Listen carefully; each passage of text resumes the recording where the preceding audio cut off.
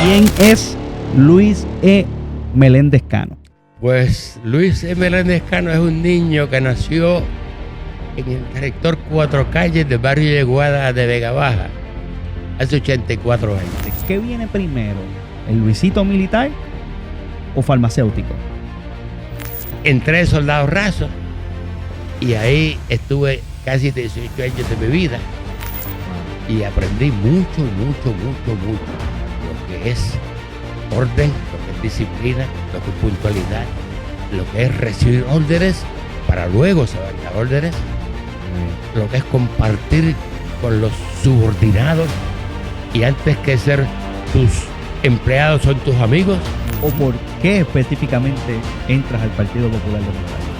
Es cierto, mi primera campaña, en una palabra para complacerte, Sí. fue traumática. Ahora, obviamente, Claro. noto que hay una diferencia en términos que muchos quieren llegar a ser el puesto que sea, por el poder que significa. Luis, ¿recuerda qué fue lo primero que hizo significativo ya sentado como alcalde de la ciudad de Vega Baja? La policía municipal, la primera fue la de Vega Baja en todo Puerto Rico. ¡Wow! ¿No sabías eso?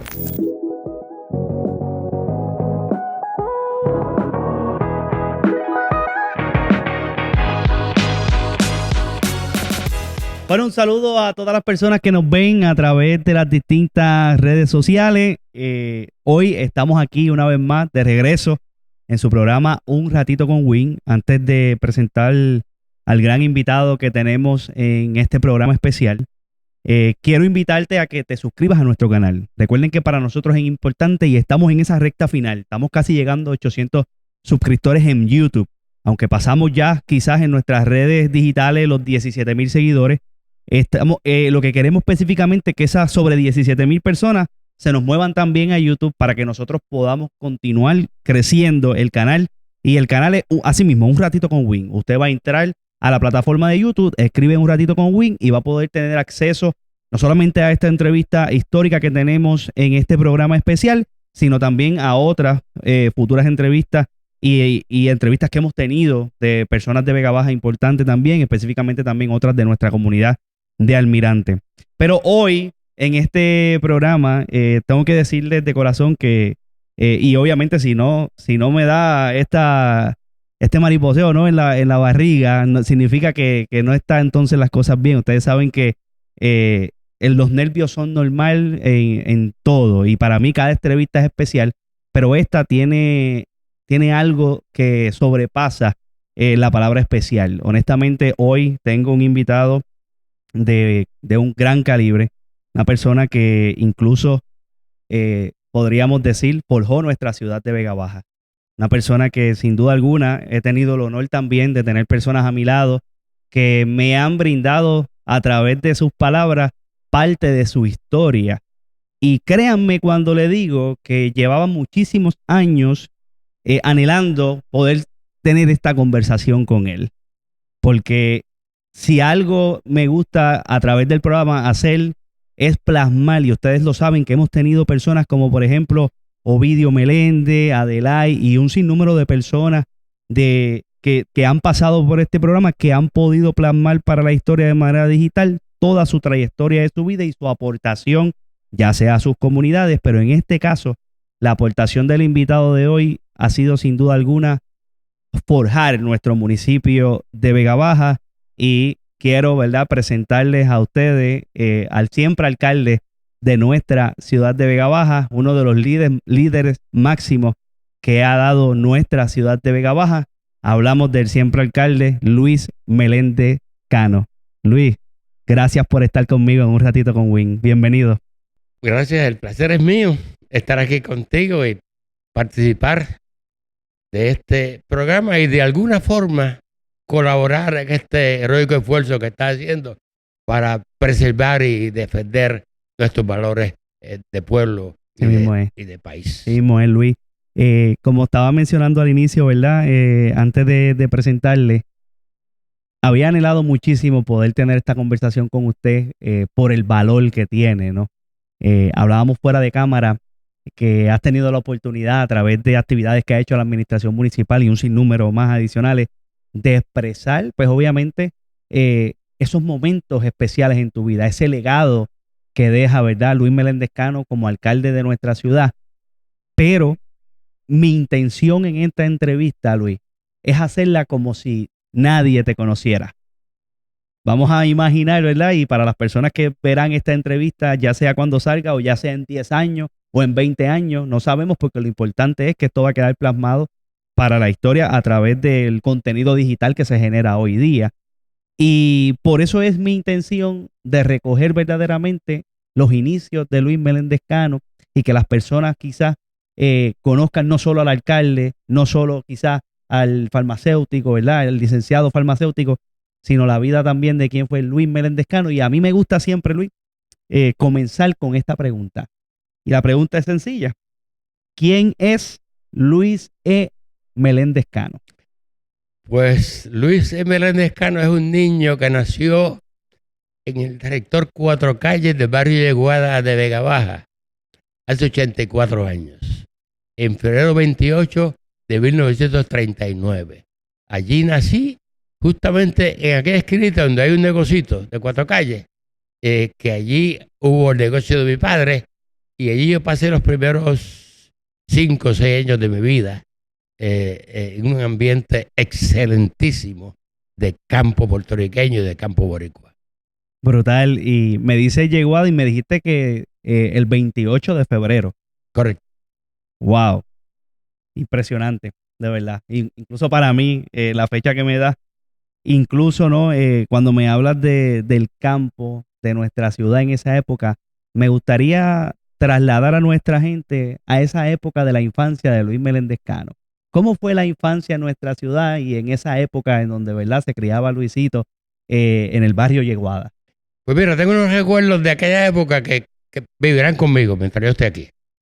El primer recuerdo que tengo es que la casa de mis padres, que era tan grande como un cuarto y una cocinita en madera, en esos años, en los años 40 más o menos sería, expropiaron la parte norte de la carretera, Okay. que hoy es terreno militar, donde estaba la casa de mis padres. Y entonces la casa era tan y tan grande de mis padres que la montaron en un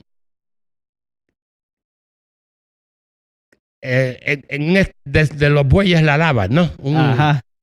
La montaron la casita con una pieza de madera y la alaron con bueyes hacia el otro lado de la carretera. Wow. Yo estaba montado en la casita, me dieron permiso, y yo iba en la ventana mirando cuando los bueyes alaban la casita hasta al lado ya de la carretera. Ese recuerdo que tengo. Wow. Y luego entonces recuerdo cuando una noche hicieron un blackout, el blackout es cuando ordenaba el ejército apagar todas las luces, haciendo un simulacro de bombardeo aéreo. No debe tener ni una sola vela prendida, podría haber, ¿no? Había que obedecer, porque había un simulacro de ataque aéreo. Y entonces recuerdo que cuando había blackout, los soldados norteamericanos, casi todos, brincaban la verja para comprar refrescos y bebidas en el negocito de papi. Wow. Yo recuerdo y había un americano que era bien peleón que le decían trompi. Y tengo el recuerdo cuando también yo me paraba en el balcón de casa y pasaban los montones de camiones desde el campamento tortuguero hacia la base. Que la base era una pequeña ciudad. Y despegaban aviones a diario. Y recuerdo los soldados santomeños, que nosotros nos reíamos porque hablaban un idioma que no entendíamos.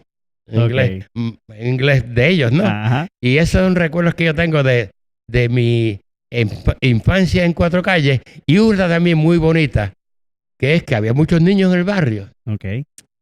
Y a cada niño, su padre, usando latas de salchichas, en la parte final la unían y la sellaban, hacían 2 ruedas, le hacían un carrito, que alaban con una soguita, con un palito, y entonces le ponen una velita en un cacharrito, y a esa hora de las 6 de la tarde, los 40 o 50 niños del barrio con su carrito por la carretera, en una fila india, con su vela prendida. Es una imagen que tengo en mi imagen en mi mente que jamás podré olvidar. Wow, qué espectacular, ¿verdad? Y qué bello, pues obviamente también recordar esos momentos de nuestra niñez que son únicos, sin duda alguna son momentos únicos. ¿Dónde cursó la escuela elemental e intermedia?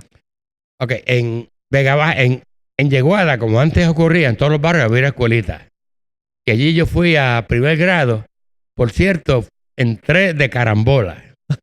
Porque mi hermano, que era año y medio mayor que yo, entraba a primer grado. Yo me quedaba solo en casa y aparentemente molestaba un poquito. Mi madre habló con el maestro, que era Agapito Rosario, Wow. que luego fue presidente de la Asamblea Municipal de Vega Baja, hoy legislador municipal. Y Agapito, con la condición de que lleváramos mi sillita, me permitió en el salón. Wow. A los 4 años. Y allí, pues, Agapito me pasó de grado. Y seguí en esa trayectoria. Y estuve allí primero y segundo. Ya el segundo, mi padre compró una tiendita en el pueblo. Nos mudamos al pueblo, al barrio chino, donde pasé después toda mi adolescencia. Pero mis primeros 2 años fueron en la escuela Alejandrina Benítez en Yeguada, y luego en la escuela elemental José Huerto Padilla en Vega Baja. Muy bien. Y la intermedia en la Ángel Sandín Martínez, que ya estaba recién inaugurada. Menciona, ¿verdad? Agapito como uno de sus profesores, ¿no? Y hace esa anécdota. Aparte de él, Luis, ¿qué maestro o maestra o situación recuerda que fueron importantes para su desarrollo como individuo? Bueno, Carmen González, Santiago, que luego estuvo junto a mí hasta que murió. Wow. Fue legislador municipal conmigo, fue colaboradora mía. Tuvo una influencia grande en mí porque era tan y tan buena, tan humanista, tan maestra. Maestra en todo el sentido de la palabra, que al yo llegar con ella al 4º o 5º grado, 5º creo que fue, me impactó. Y tal vez tuve la suerte de que me insufló un poco de lo mucho humanismo que ella tenía y la mucha sensibilidad. Y así fue hasta que ya no la tuve a mi lado. Pero Carmen González definitivamente fue la maestra que impactó mucho en mí, y Agapito Rosario también, que luego fue maestro mío de 8º grado, con quien yo no compartí políticamente, pero que sí tuve un gran respeto por él, y estoy seguro que él por mí también. Y en política éramos diferentes, pero en lo personal el cariño era mutuo y recíproco. Muy bien, muy bien. Luis, hay varias etapas en tu vida que son importantes. Y obviamente a través de estas preguntas que tengo, ¿verdad? Para hacerte en esta entrevista especial, quiero que hablemos específicamente de 2 etapas. La etapa militar y la etapa, ¿verdad?, como farmacéutico. Y mi duda es la siguiente: ¿qué viene primero? ¿El Luisito militar o farmacéutico? Yo diría que farmacéutico. Ok.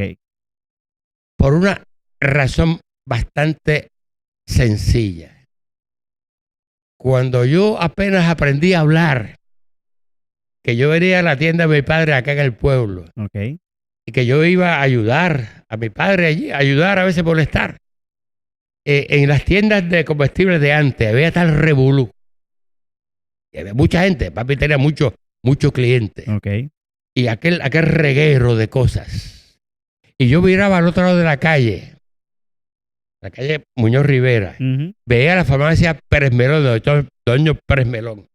Y yo veía aquella organización, aquella limpieza, aquel orden en la farmacia, que yo por alguna razón dije, yo quiero ser farmacéutico. Wow. Y yo tenía algunos 5 años tal vez. Wow. Y supongo que será por eso, ¿no? Y dije, quiero ser farmacéutico, y nunca mi pensamiento terció. ¿Ves? Luego entonces, años más tarde, pues sería por mis genes, está la disciplina de orden. Y entonces ya yo veo los niños escucha y me empeñé a entrar a los niños escucha. Y terminé los niños escucha y entré a la Liga Atlética Policiaca. Naturalmente que la Liga Atlética Policiaca tenía una ventaja grande, que era que los niños de la Liga Atlética Policiaca nos mandaban un sábado al mes al teatro América, Ok. con una linterna a ayudar a la gente a sentarse. Con la ventaja de que cuando empezaba la película, nos podíamos sentar a ver la película. La veíamos gratis. Sí. Y eso era una peseta que uno se economizaba, ¿no? Sí. Y una Exacto. peseta en esa época, mis abuelos me decían, era un montón. Y uno Hacían hasta... compraba un plátano que costaba 5 centavos, ¿no? Claro. Y entonces, en la vida de legales de policía, que luego cuando tenía 16 años, Ujú. una historia que ya se puede decir, antiguamente no, Ok. logré que ingresar a la Guardia Nacional de Puerto Rico. Porque mi hermano en Meléndez Cana igual que yo. Ok. Yo soy Luis y él es Héctor. Y yo tenía tanto y tanto y tanto interés en ingresar a la Guardia Nacional que una mano desconocida cambió los nombres de Héctor Manuel por Luis Enrique. Wow. Y entonces me aceptaron a la Guardia Nacional de Puerto Rico. Y ahí no fui yo, fue una mano desconocida. Ajá. Ajá. Aclarando eso. Claro. Importante. Y ahí entré de soldado raso. Y ahí estuve casi 18 años de mi vida. Wow. Y aprendí mucho, mucho, mucho, mucho. Lo que es orden, lo que es disciplina, lo que es puntualidad, lo que es recibir órdenes para luego saber dar órdenes, Muy bien. lo que es compartir con los subordinados y antes que ser tus empleados son tus amigos. Ujú. Y aprendí muchas cosas que luego he podido aplicar en mi vida privada como farmacéutico, como alcalde y en todos los aspectos de mi vida. Muy bien. Muy bien. O sea que entonces el anhelo de farmacéutico llega primero, llega de niño. Es correcto. Entra 18 años, sirves a la milicia y entonces luego que cumples, que dice ya no voy más dentro de lo que es el mundo de la milicia, es que decides comenzar tu carrera como farmacéutico o aquí No, comenzamos ya No fue así. a ver al líder político. No. Cuando yo estoy en la universidad en primer año, Ok, es que entro a la Guardia Nacional de Puerto Rico. ok. Y ahí entré a la RUTC también, que era obligatorio que ese Sí. entonces. ¿eh? Y entonces estuve todos mis estudios de farmacia, fui miembro de la Guardia Nacional. Yo venía los domingos, Ok. iba a Salinas y el verano lo pasaba en Salinas en los campamentos. Ok. Y luego me quité de la Guardia Nacional. Cuando yo entro a la alcaldía, Ujú. todavía yo era miembro de la Guardia Nacional de Puerto Rico. Wow. Entonces consigo una plaza de oficial, de capitán en la Fuerza Aérea en Aguadilla. Y yo era alcalde y miembro de la Guardia Nacional. Nunca pensaba retirarme, pero ocurrió algo muy curioso. Ok. Que yo me gusta mucho trabajar los fines de semana, sábado y domingo, Ujú. y en la alcaldía más. Y cuando llego a Aguadilla, ya no era la misma vida militar que tenía acá en Tortuguero, acá en Salinas. Ok. Ya yo era oficial, estaba a un nivel más alto y ya como que no me sentía cómodo. Me hacía falta la tropa, los muchachos de acá, Entiendo. los que hacían maldades junto a mí, Sí, siendo sí. yo un sargento de ellos, Ajá. pero que hacían maldades, algunos superiores a mí también, ¿no? Y entonces, en Aguadilla, en la Fuerza Aérea, entraba allí a un campamento a hacer nada prácticamente. Ok. Me desencanté y renuncié. Wow. Me quedé en la alcaldía los sábados yendo al campo. Dijeron que yo era un bruto, que faltaban 2 años para coger la pensión. Ajá. Ajá. ¿Ves? Pero yo pensaba que le servía mejor a mi pueblo los Estando- sábados en el campo y los domingos en el campo que yendo a Aguadilla a perder el tiempo. Entiendo. Así fue que No, y renuncié. aparte, lo que usted menciona también, en sentirse como que ya uno, sabe, como que culminó mi tiempo aquí, porque no me siento tampoco feliz, ¿verdad? Porque lo que le hacía feliz pues, era compartir con su pelotón, ¿verdad? Por llamarlo de alguna manera, y estar en el field. Y esa dinámica también había cambiado y también, pues obviamente, le da la fuerza para tomar la decisión de la renuncia oficialmente. Yo siempre añoré mi rango de sargento, que yo disfrutaba con mi tropa, a mi rango de capitán, que yo estaba alejado de mi tropa. Wow. Eso fue lo fundamental. Y por eso tomé una decisión de la cual no me arrepiento jamás. Ujú. ¿No? Ujú, ujú. Y Luis, ¿cómo influye la etapa de militar en Luisito el político? Mucho, mucho, mucho. Yo siempre he dicho y sostendré que gran parte del relativo éxito que yo he tenido en mi vida pública Ujú, se debe a las enseñanzas que obtuve, que aprendí a ujú, pulmón en la ujú. vida militar.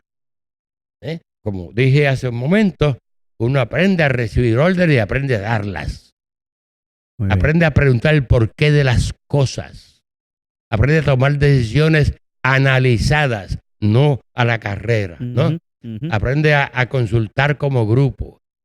Muy De hecho, bien. aprendí a ser maestro en cierto orden, porque en la Guardia Nacional, pues me asignaban clases continuamente. Yo me tenía que preparar y estudiar sobre esos temas, sobre armas. Aprendí mucho a disparar. Yo era voluntario para cuanto campo de tiro había en Puerto Rico. Pistolas, Muy bien. rifle M1, ametralladora pequeña, ametralladora grande. Los cañones de los tanques. Yo soy sordo de este oído, corrijo, de este. Wow. Porque estuve tantos años en los campos de tiro y los campos de tanque, que es un ruido ensordecedor, que me destrozó este tímpano. Y eso no tiene remedio, ¿no? Y así, en la vida militar, aprendí de todo. Y la mayor parte de eso lo pude aplicar, a organizar, Importante. a ser jefe, a ser subordinado, Ujú, ujú. en todo lo que uno puede aprender, a tener disciplina. Y eso es fundamental en un político y en un servidor público, más en un servidor público que un político. Que es ¿no? un político. Yo puedo tener la vocación de servir, como creo que la tuve desde el Claro. principio, Claro. pero sin unas metas, sin unas líneas que seguir, pues tal vez jamás hubiese podido tener el éxito relativo que tuve en mi vida pública. Ok. Hay algo importante, Luis, y esta pregunta para mí es una de las más importantes, ¿no?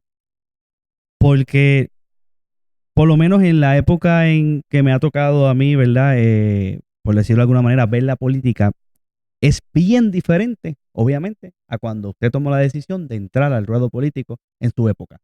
O sea, lo que quiero decir que la política en esos años, obviamente, quizás ya no es la política de hoy. Y la pregunta es la siguiente. ¿Cuándo nace dentro del corazón de Luis Meléndez Cano la idea de entrar al ruedo político en Puerto Rico? ¿De dónde viene? ¿Quién influye para que usted tome la decisión de dar un paso al frente por su pueblo Vega Baja? Yo creo que empezando por mi padre. Moncho Meléndez era un hombre de campo, apenas con un cuarto grado, pero con un corazón enorme, ¿no? ¿Mm? Y yo recuerdo que una vez, yo no tendría 4 años, antes se acostumbraba mucho poner la bandera del partido en el tope de la casa. Okay. Y papi me dijo, mira, nene, esa banderita que está ahí, era así chiquitita, de la pava. Ajá. Siempre, siempre defiéndela. Esa es la que me hizo gente a mí. Brutal. Y yo me quedé con ese pensamiento. Y luego, en la medida que uno es niño, pues uno siempre, ya no tanto, pero antes uno siempre tenía el partido de sus padres. Eso era Eso era ley de vida. obligado, ley de vida, correcto. Y entonces yo empecé defendiendo el Partido Popular Democrático y empecé a estudiar un poco. Ok. A estudiar un poco, a leer. Me fui convenciendo de que el Partido Popular Democrático defendía la fórmula de gobierno, Ujú. que no es ni al extremo de acá, ni al extremo de allá, sino algo que es fundamental para nosotros. Y he dedicado mi vida a defender ese ideal. Muy bien. O sea que cuando decides entrar, y fíjate, qué interesante porque me dices que tu papá fue comerciante. Comerciante. Y me gustaría saber, Luis, también cómo influye, ¿verdad? Tu papá como comerciante también en tu vida, ¿no? Yo digo esto porque para mí fue fundamental también mi familia en cuanto a eso. Cuando hablo esto, menciono a mis abuelos, que toda la vida fueron comerciantes también. Nunca trabajaron para nadie más, sino para ellos mismos. Y pues como que uno hereda eso, ¿no? Hoy en día soy comerciante también en nuestra ciudad y por eso pregunto específicamente cómo influye la vida de tu papá como comerciante en la vida de Luis Meléndez Cano, como primera pregunta. Y también para añadir una adicional, ¿fue lo que verdaderamente hizo que entraras al Partido Popular Democrático? Esa anécdota que me cuentas de que tu papá te menciona lo de la bandera, que la defienda, ¿o por qué específicamente entras al Partido Popular Democrático? Mira, yo creo que mi padre, la primera pregunta es, cuando estaba en la tienda, me decía, me lo dijo en varias ocasiones, Ujú. nene, nunca le quites un vellón a nadie. Eso significa nunca le robes a nadie. Correcto. Nunca le quites un vellón a robar. Ujú. Y eso me lo repitió varias veces. Y eso yo jamás lo olvidaré. Y eso pues me enseñó a ser honesto. No meramente con el dinero, Claro, con las ideas, claro, con los principios, ¿no? claro. Y la segunda pregunta, ¿cuál fue? Lo de la segunda pregunta iba dirigida cuando mencionaste la anécdota de la bandera, si fue realmente lo que te impulsó a entrar al Partido Popular, ese momento en donde tu papá te menciona lo de la bandera, o si fueron otras razones las que tomó para entrar en definitivo por el Partido Popular No, Democrático. definitivamente ver y empezar a comprender, porque eso no se comprende en un día o no. Claro. El Partido Popular empezó precisamente en el 40, cuando yo tendría un año. Y yo comenzar a ver y luego entender a veces de lo que escuchaba y lo que leía, la enorme transformación que tuvo Puerto Rico. Mi abuelo Celestino Meléndez era un cortador de caña. Que yo recuerdo, yo de niño se hablaba de la zafra y de la bruja. Ok. La zafra eran esos 4 meses de zafra. La bruja eran 8 meses sin trabajo. Wow. Y no había cupones, ni había ayuda del gobierno ni nada. Y mi padre me contaba que mi abuelo Celestino cogía la asada en la bruja, caminaba hasta la central San Vicente a pie por todos esos llanos, a ver si ese día había trabajo de zanjero. Wow. A veces había trabajo, a veces regresaba acá antes del mediodía porque no había trabajo ese día. Y al día siguiente regresaba a ver si podía zanjar en un sitio en la época de la bruja, ¿no? Wow. Esa transformación, ver cómo en Puerto Rico miles y miles y miles de personas tuvieron derecho a una parcela porque el Partido Popular Democrático decidió quitarle las tierras a los poderosos, darse a los pobres. Ujú, ujú. Mi padre nunca tuvo parcela porque él le dieron un cantito acá de los tejeritos que mi madre pudo salvar, ¿no? Ok. Ver cómo después, yo recuerdo también con mucha emoción cuando los martes siempre algunos de los empleados de papi, que eran todos de Yeguada y Puerto Nuevo, faltaba ese día el trabajo, no podía ir al trabajo porque los martes tenían que reunirse la gente del barrio para el programa de ayuda mutua de esfuerzo propio, Ok. que era que se juntaba la gente del barrio para hacer una casa de una persona. Esas casitas Wow. chiquititas que todavía se ven por ahí, Sí. en Barrio de Sandín, Se hacían en colectivo. en colectivo. El gobierno de Muñoz Marín ponía los materiales Wow. y la gente ponía el día gratis. Ver programas como esos, ver cómo la salud del puerto comenzaron a hacerse hospitales en todo Puerto Rico. Ver cómo la clase media, cuando llegó Crane China a Vega Baja, el programa de ayuda, el programa de industrialización de Puerto Rico, Ujú. cuando yo veía aquella fila enorme de gente cruzando la número 2 hacia Caribe China, había más de 500 personas ellos trabajando ahí. Había trabajo para el puertorriqueño, trabajo con mucha más dignidad, perdonando Claro. no digresión, que Claro. trabajar en Cañaveral, ¿no? Por supuesto. Ver todos esos cambios dramáticos que trajo el Partido Popular y Muñoz Marín de Puerto Rico, cada día me fueron convenciendo. Ver cómo después se inventaron el embeleco del Estado Libre Asociado. Ajá. Es un embeleco, Wow. eso será cierto, pero cuánta bonanza, cuánta riqueza y cuánto bienestar ese embeleco le ha traído a los puertorriqueños. Correcto. Y Oye, eso me convenció. Luis, mencionas lo del Estado Libre Asociado y es un tema que vamos a tocar más adelante, ¿verdad? Porque es importante en la historia política de Puerto Rico. Obviamente hoy quizás tenemos un panorama distinto que pudiéramos observar de lo que, ¿verdad? Como bien usted le llama, algunas personas piensan en un embeleco, otros, como bien usted ha dicho, lo han defendido toda su vida, porque como bien menciona, ¿no? Ha sido lo que ha traído la prosperidad también a nuestro país en cierto momento. Pero antes de llegar al Estado Libre Asociado, me gustaría saber esa experiencia de su primera campaña. ¿Cómo me pudiera describir en una sola palabra quizá esa campaña y por qué? Y obviamente sé que dentro de esa primera campaña entra también lo que podríamos llamar retar incluso a su propio tío, que era el alcalde de Vega Baja en ese entonces. Bueno, es cierto, mi primera campaña, en una palabra para complacerte, Sí. fue traumática. ¡Wow! La No me historia. esperaba esa respuesta, Luis.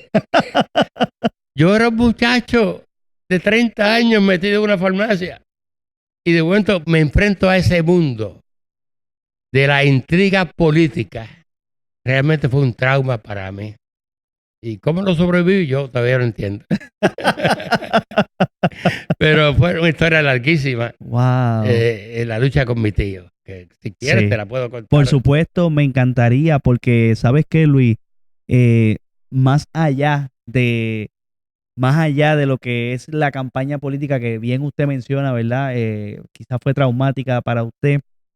Me interesa saber específicamente no solamente lo que ocurrió en esa primera campaña, sino cómo fue esa relación que ya entra eh, directamente con su tío, ¿no? No es fácil tomar la decisión, por llamarlo de alguna manera, de retar a un miembro de la familia y más a un tío, que usted sabe, las personas mayor que nosotros dentro de la familia y más un tío, un padre, un abuelo, pues son personas de también autoridad para nosotros, ¿no?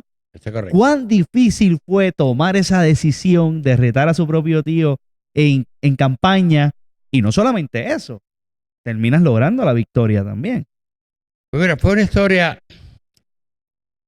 que comenzó. Yo siempre colaboré con mi tío Ok. en el Partido Popular, siendo yo un muchacho. Importante. Y trabajé en colegio y hacía Ok. todo.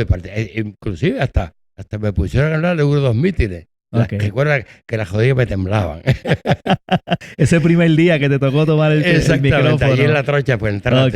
Pero entonces en 1968 fue el año que el Partido Popular se estremeció por la división interna que hubo. Ok. Yo había 3 candidatos a gobernador: Joaquín Polanco, Roberto Sánchez y Luis Negrón López. Ujú. Mi tío respaldó a Luis Negrón López, yo respaldé a Joaquín Polanco, que por razones que no hay tiempo de explicarlas. Claro, claro. Nos dieron una pela y salió Luis Negrón López, candidato a gobernador. Y yo, como buen popular, disciplinado, estuve en esa campaña. Muy Fue bien. el año en que Luis Ferré derrotó a Luis Negrón López y ganó la gobernación en 1968. En Vega Baja, Cabalcano, que era el alcalde todopoderoso e inderrotable, ganó por solo 100 votos. Wow. Y yo cometí la indiscreción Ujú. de, en una reunión de pocas personas, decirle a mi tío que era hora de que él se retirara y buscáramos otro candidato a alcaldía. Aquella fue una herejía para él. Se insultó, Wow. se molestó, me botó de la reunión Wow, Luis. y yo me fui. No del partido. Yo no me sentí votar al partido. Y Sí, no, te entonces excluyeron de aquella reunión, punto. me encuentro con Gaspar Jiménez, que era mi compañero de estudios y todo, ya en Jolón. Nos sentamos en el bar Cano, como se acostumbraba en aquella época. Ujú. Y yo le digo a ellos dos: caramba, y si yo le digo a ustedes algo, ¿qué medio ustedes me dirían? Hacerle una primera a Gaspar Cano. ¿Cómo? ¿Tú estás loco? Él no quiere salirse, hay que sacarlo. Ajá. Pero entramos los tres y entonces iniciamos un movimiento que aquel entonces era una herejía, ¿no? Éramos 3 muchachos jovencitos contra una maquinaria. Ajá. Y luego entonces el grupo fue creciendo un poco, buscó un candidato en contra de Japorcano. O sea, buscaste un candidato para retar a tu tío, Es correcto. no lo retaste tú en esa No, yo no, ocasión. porque yo tenía una farmacia recién establecida. Ok. 3 niños pequeños, una embrolla que llegaba al cielo y no tenía el tiempo, ni el humor, ni el dinero para ser candidato. Ajá. Y entonces buscaba un candidato, el grupo fue creciendo, ya éramos como 40 o 50, y empezamos a hacerle campaña, pero nos dimos cuenta de que Javier iba a dar una pela. Ok. En ese entonces, Javier provocó una elección del Comité Municipal de Vega Baja. Yo me puse a él y cuando vino la votación ganó 50-1. El único voto mío fue el mío. Wow. Se le impugné por una cuestión de tecnicismo de que no había jóvenes en el comité. Ok. Gané la impugnación, pero con los mismos delegados. Los mismos que ya habían tomado la decisión 51 y 51. Era perder 50-1, pero me fui a hablar con esos delegados y asegurarle que el voto iba a ser secreto. Hablar con ellos en secreto. Ok. Y a pedirle que votaran por fulano o sutano, que esos fulanos o sutanos eran, respaldaban sacar a Japorcano. Ok. Y para nuestra sorpresa ganamos esa elección. Wow. Y yo fui electo presidente del Comité Municipal de Vega Baja. Wow. Todavía no quería ser candidato. Busqué otro candidato, tampoco pudo ser. Y un buen día me convencí de que quien único podía abarcar Vega Baja era yo. Porque quien único se había atrevido hasta entonces a enfrentarse a él era yo. Correcto. Y yo lo hacía no por valiente, sino porque yo era sobrino de él. Tenía la confianza también. Y entonces fuimos a una primaria, lo de J5, 5.900. Wow. Que no fue un voto a favor de Luisito por el Descano. Ok. Fue un voto en contra de Japorcano. Wow. Sí, la gente estaba ya cansada de tantas cosas. Claro. Entonces, cuando lo de Joto me impugna el tribunal, vamos hasta el Supremo. Qué sé yo lo que es el Supremo, lo que era. Allá no ha logrado el Supremo. Soy candidato oficialmente entonces por el Partido Popular Democrático de Vega Baja. Hernández Colón, que estuvo acá sobre una tarde completa. Gobernador Hernández Colón. Era presidente del Senado entonces. Ok. Para convencerme de que corriera a la alcaldía y le dije que no podía. Wow. Luego un buen día me levanto por la mañana, no había pasado un mes. Me di cuenta de que, como dije ahorita, que el único que podía Japorcano era yo. Entonces acepté la nominación. Aceptaste. Entonces, Japorcano impugna y perdió en el Supremo. Y entonces, para no dejar de tener problemas traumáticos, se habla con el Partido del Pueblo, Ok. que había estado activo desde el 64, y se convierte en candidato a alcalde contra mía por el Partido del Pueblo. Wow. Con el agravante de que el candidato del PNP en Vega Baja 72 era Marcelino Barreto, un íbaro almirante sur que no había por dónde tocarlo. Impecable en todo orden.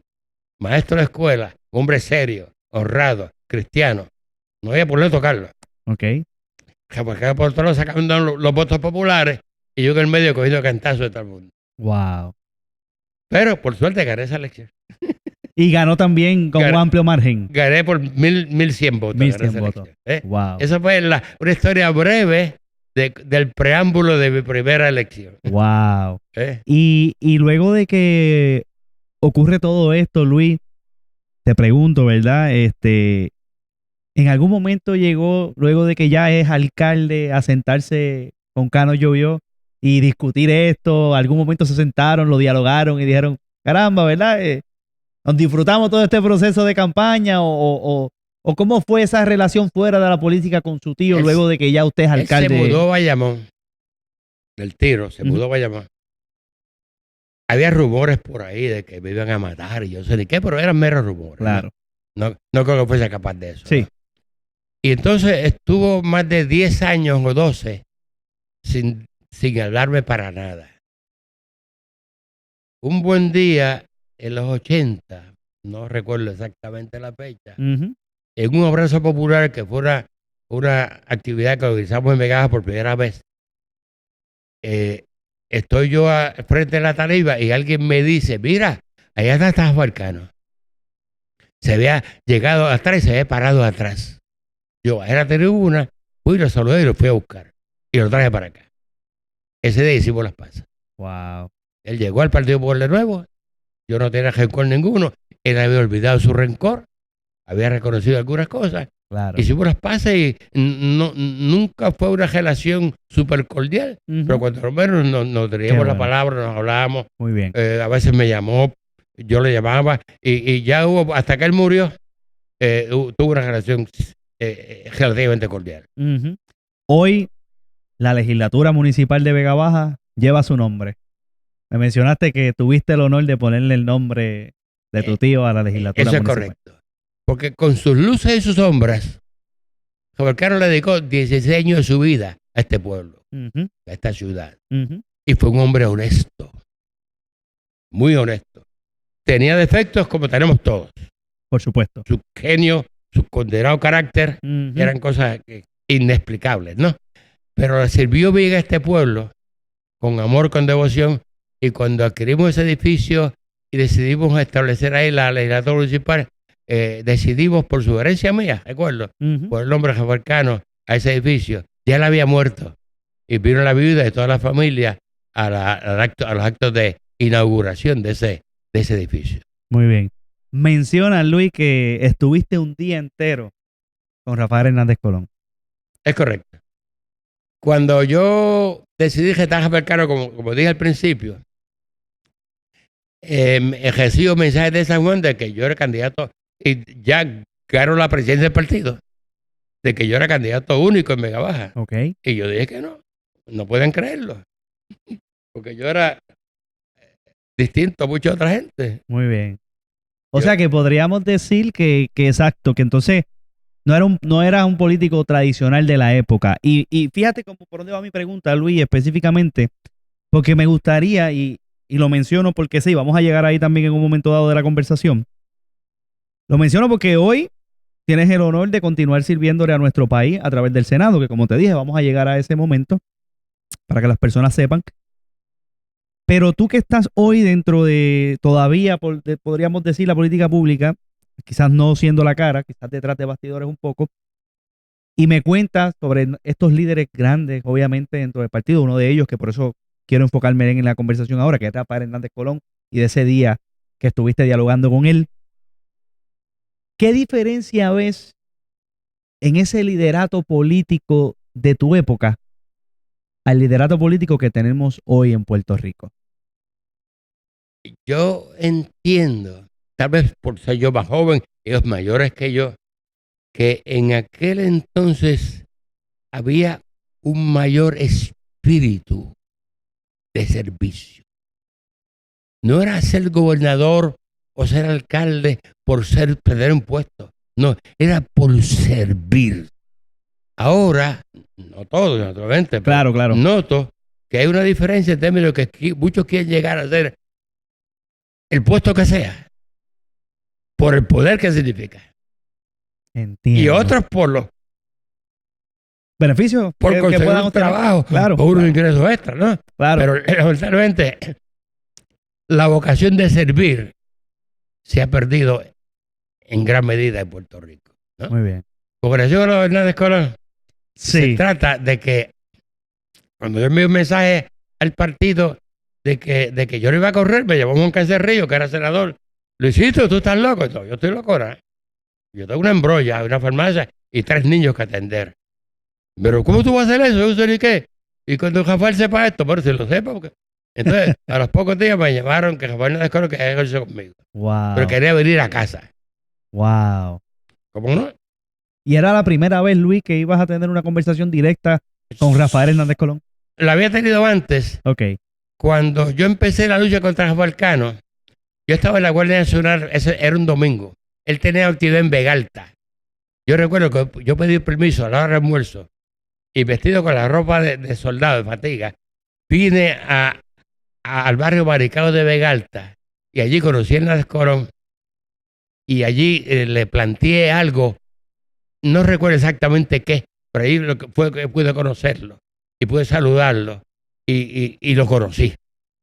Esa vez que vine a Vegalta fue la segunda vez que lo vi en mi vida. Wow. Entonces, Hernández Colón llegó a casa a la hora en punto, a las 9 de la mañana. Ujú. Ese día yo no fui a la farmacia. Empezó a cuestionarme por qué yo no quería aceptar. Yo le expliqué. Empezamos un diálogo muy bueno. A las 12 Wow. del Varias mediodía, horas. él tenía una condición de la espalda desde muchacho. Ok. Me dijo, Luisito, necesito que tú me prestes una cama una hora, porque la espalda no la aguanto. Yo recuerdo que yo le presté la cama de mi hija mayor, de Yaretcita. Ok. Y después ella decía que esa era la cama en Nazco, ¿no? Entonces él se acostó sin almohada a esa hora, flat, le pusieron algo duro debajo. Ujú. Y entonces descansó esa hora, a la 1 me cayó encima otra vez. Y a las 5 se fue de casa y no me había podido convencer. Wow. Él tenía sus puntos, yo tenía los míos, y yo entendía que yo no podía ser candidato a alcalde, lo cual luego revertí, ¿no? Claro. Pero estuve en casa un día completo. Wow. Entonces, me paro en la figura de Hernández Colón porque en esa época menciona, era presidente del Senado. Es correcto.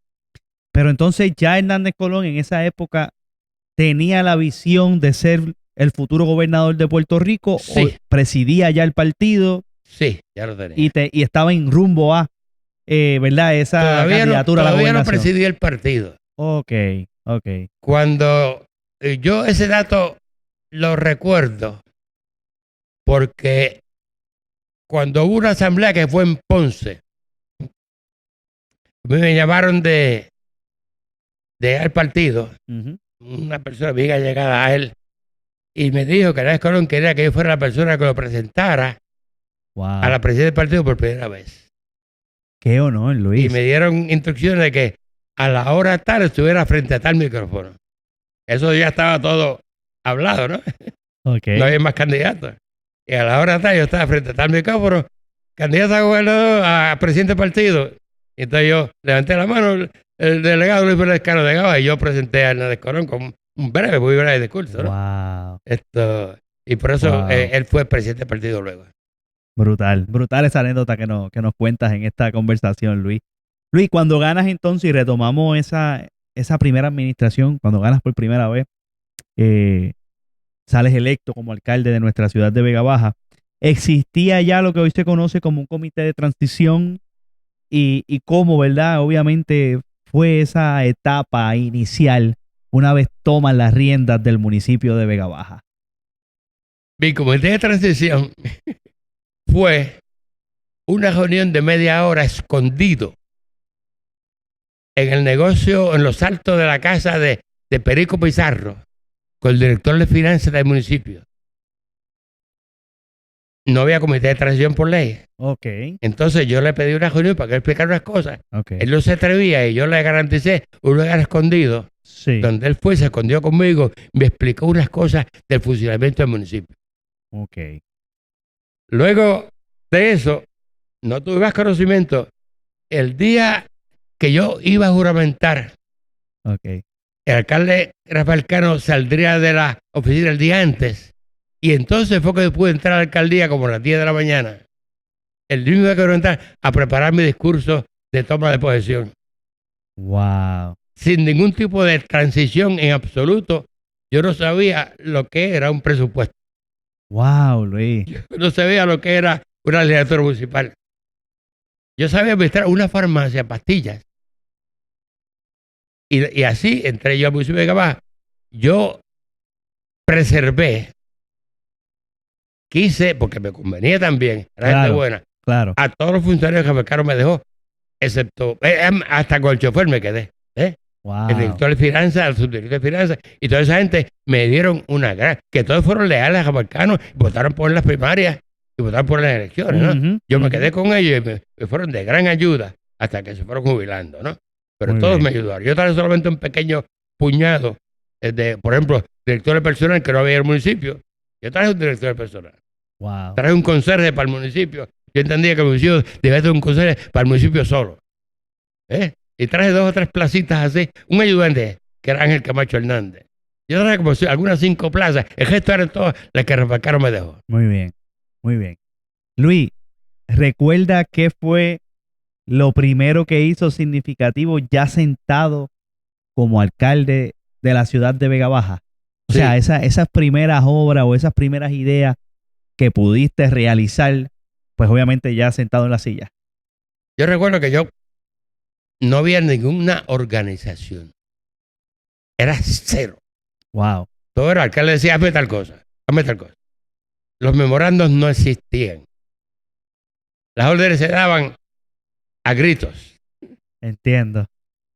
Y entonces había algo que yo había notado y había criticado.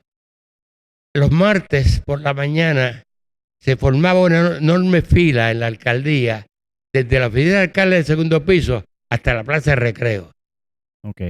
de personas que iban a buscar el medio peso que el alcalde regalaba. Ah, porque había una costumbre de que se regalaba El medio alcalde peso. había, como era un hombre de mucho dinero, Sí. americano, había anunciado públicamente que su sueldo, que era de $1,000, iba a donar gran parte de él a los menesterosos de Vega Baja. Ok. Una muy buena y loable iniciativa, pero Claro.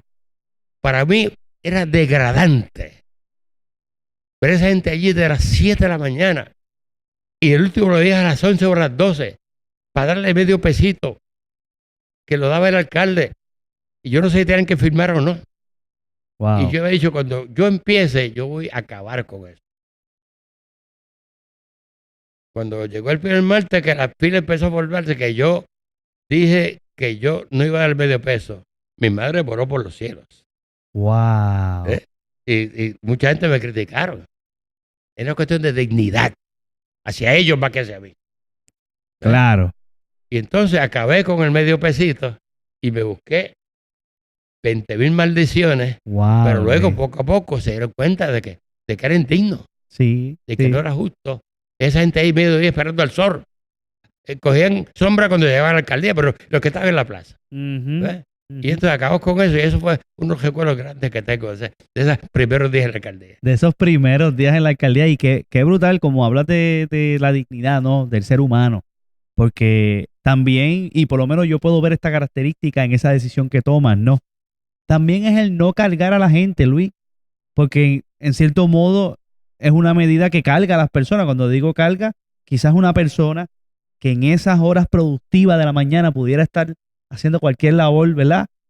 Para ganarse esos 50 centavos, Ajá, pues pierde esa mañana en esa fila, como bien tú lo mencionas, bajo el sol, correcto. y no le produce No, en ninguna parte en Vega Baja o para su misma familia, que no sea el estar allí consumiendo su tiempo para ir a buscar 50 centavos, básicamente. así era.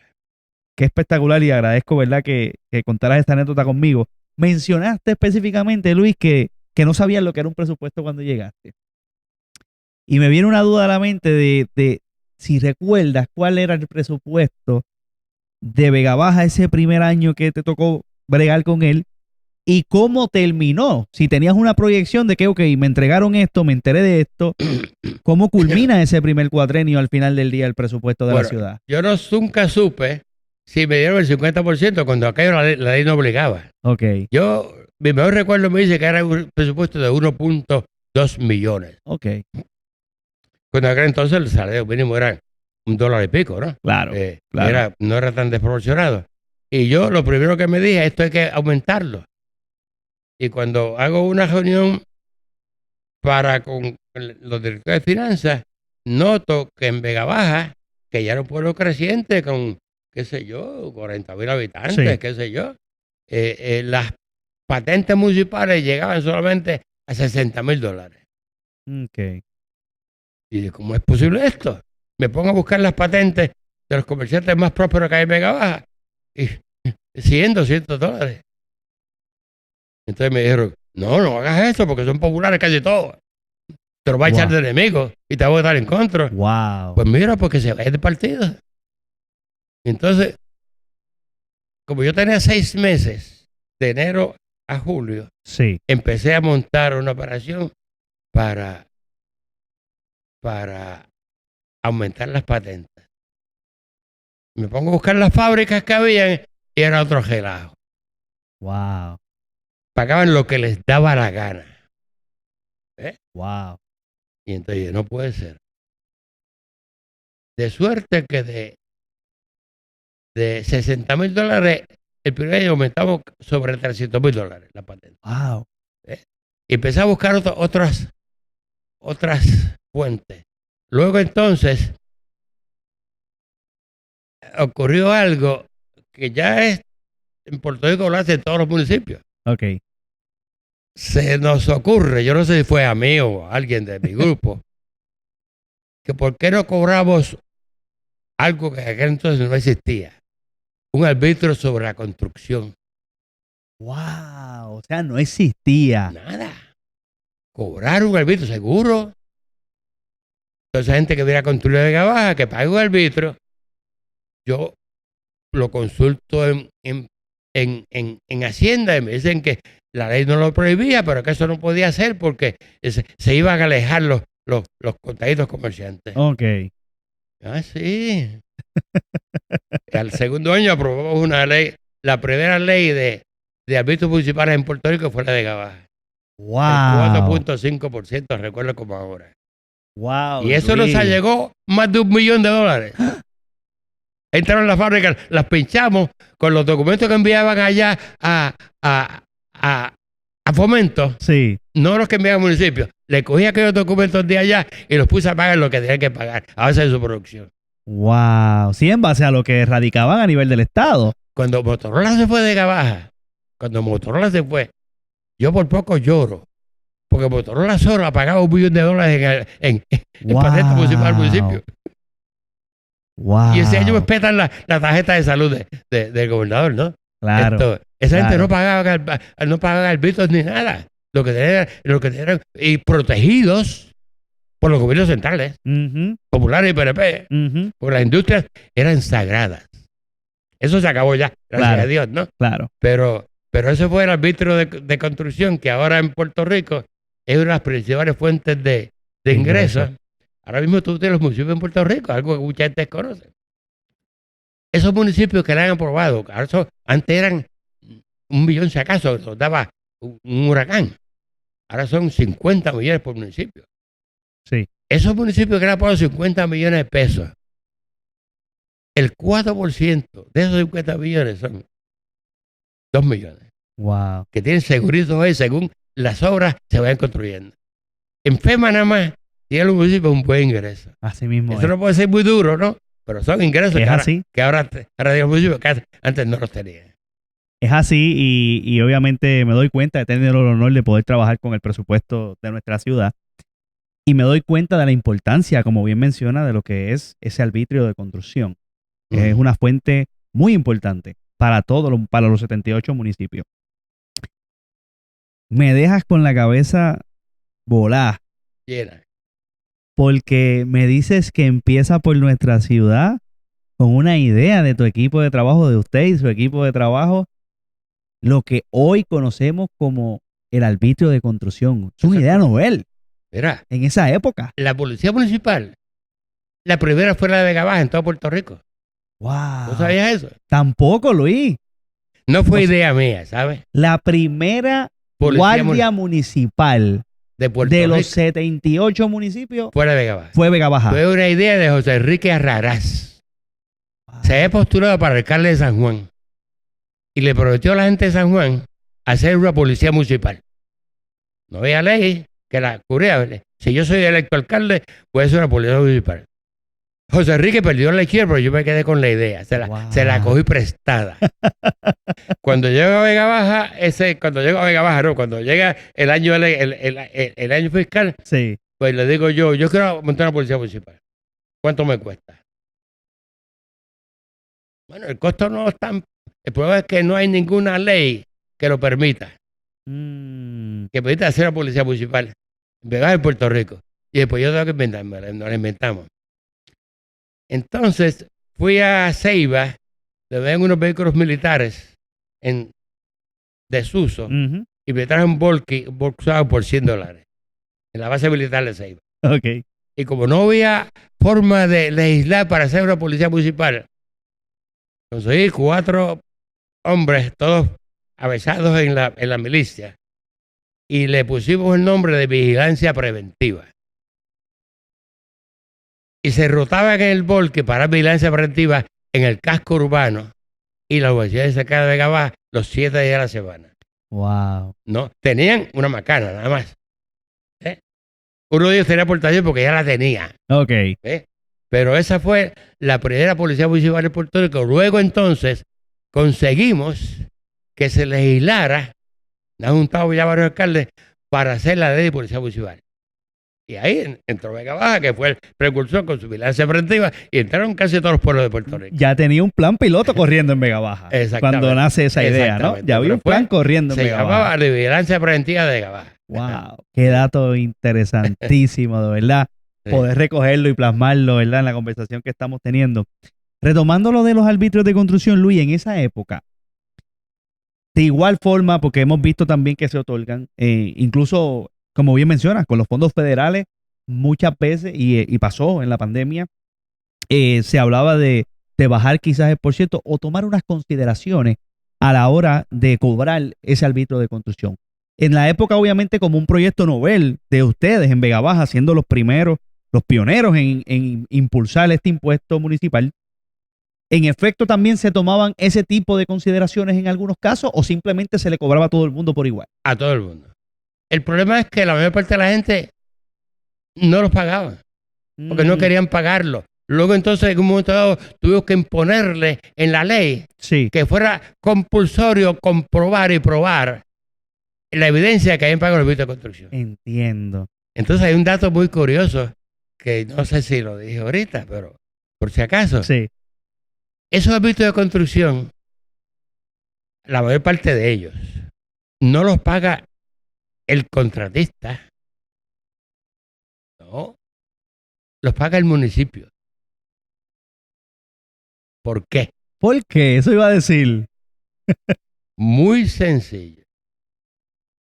Si yo tengo una obra que me dio FEMA, que vale $100,000, el precio del contratista, él viene a la subasta por $100,000 más el 4.5%. Se lo pone a su cotización, que la paga el municipio, pero el municipio me la cobra FEMA. Entiendo. Y a la agencia que los prestamos. ¿Ves? O sea que no le cuesta. A quien único le cuesta un poco es al contratista privado, claro, que va a hacer su casa. Claro. Pero esos son los menos. Sí. Los más son los que hubieran que hacer obras a base de bonos. Correcto. Y a base de FEMA. Correcto. Wow, qué dato interesantísimo, Luis. De verdad, qué dato interesantísimo. Y como bien mencionas, yo creo que también visualizar el hecho de que cómo voy a tomar una consideración cuando nosotros estamos, obviamente era una idea novel, vuelvo y lo repito, ustedes están comenzando a implementar esto, pero no puedo tener ninguna consideración con nadie porque todavía veo que hay muchos evasores. Hay muchas personas que simplemente no vienen a radicar el arbitrio de construcción. Pues, ¿qué consideración voy a tener, no? Al respecto, cuando al contrario, todavía estamos tratando de tener un % mayor de recaudo de esta idea novel que implementaron ustedes en esa época. Súper interesante. ¿Qué diferencia, Luis, puede notar la ciudadanía de Vega Baja, ya que hemos hablado del Luisito militar, del Luisito farmacéutico, ahora del Luisito alcalde?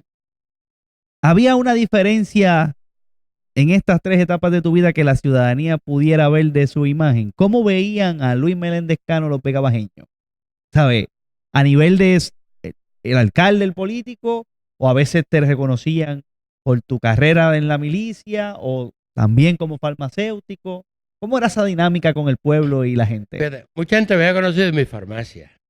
Porque una de las cosas que me ayudó mucho a mí en la política, un dato inédito también, es que cuando yo monté mi farmacia en el año 67, yo decidí dar servicio. Y me Vega Baja las farmacias cerraban de 12 a 2 horas tarde para volver la siesta española. Y mi farmacia nunca cerró. Y yo abrí todos los días hasta las 2 de la noche. Wow. Y de noche yo tenía que dormir con ropa. Pantalón corto, camisa y la llave del carro al lado mío. Yo vivo en Bellavista. Porque entonces toda la gente de Vega Baja, de Manatí, de Vegalta, de Morovis, donde único había un farmacéutico que se levantara de noche a despacharle su receta, era en Vega Baja, Luisito Meléndez Cano. Wow. Ya ellos sabían que venía el cuartel me llamaba a casa y yo bajaba mi carro. Sabía que me llamaba a ver información que en el cuartel. Y yo no exagero si te digo, y le digo al pueblo, que yo rara vez no me levantaron menos 2 veces cada noche. Me sacaban del cine. Y eso pues me dio clientela y me dio amistades. Yo tenía gente de Manatí. Había un chiste de Manatí, una persona que ya falleció, de mucho dinero de Manatí, que vino al cuartel, me llamaron, yo bajé. Puedo decir el nombre porque ya falleció. Era Geraldo Otero, un querido amigo, que no era de mi partido tampoco, pero era un hombre muy bueno, muy serio también. Y entonces cuando era una ampolla novaldinca, que entonces se usaba para la fiebre de los niños, y él me dice, le doy la ampolla y me dice, ¿cuánto es? Y yo digo, 60 centavos. Me dice, ¿cómo usted dice? 60 centavos. Me dice, ¿y usted se levantó a esta hora? A las 4 de la mañana por 60 centavos. Wow. Y tengo que hacerlo. Pero ¿cómo le más? No puedo cobrarle más. Es el costo del medicamento. Me dice, caramba, la verdad que usted me dijo unas cuantas cosas. Desde ese día, todas las recetas de Geraldo Otero en Manatí me las traía de Vega Baja. Wow. Qué interesante. Y hubo otra gente de Manatí también. Luis, me cuentas esto y obviamente como te mencioné, yo también soy comerciante, ¿no? Y precisamente en estos días tuve el honor de poder ayudar a un buen amigo, colega de la industria, el domingo. El domingo, como bien, ¿verdad? La gente sabe, no se trabaja, yo no abro mi negocio por si el domingo. Pero tuve el honor de ayudarle porque tenía una situación en particular con su hijo, ¿verdad? Que tenía una situación que tenía que resolver ese día. Le dije, no te preocupes, yo voy, abro y resolvemos el asunto, no te preocupes. Luego de eso recibo un mensaje bien bonito de su parte, ¿no? Agradeciendo el gesto de abrir un día incluso que no abrimos regularmente. Traigo esta anécdota y te la cuento porque esa persona vio exactamente lo mismo en Luis Meléndez Cano en esa época, ¿no? Correcto. El servir desinteresadamente y no porque vengo aquí a esta hora de la madrugada te voy a cobrar el doble por este medicamento. No. Esto es lo que vale. Está así. O sea, tomar la decisión, porque bien yo le pude haber dicho, y hay personas así, Luis, bien yo pude haber dicho, pues mira, fulano, este compresor en vez de tanto como abril y domingo, te voy a cobrar un 20% más por encima. Pero ¿por qué? Si como bien tú le decías a ese ciudadano, ¿verdad? Que vino de Manatí, 16 centavos es lo que cuesta. Eso es lo que tú me vas a dar. Hay otro chiste. No es chiste. Yo, en esos años que estuve en la farmacia, pasé varios Viernes Santos. Fueron 2, 3, 4 tal vez.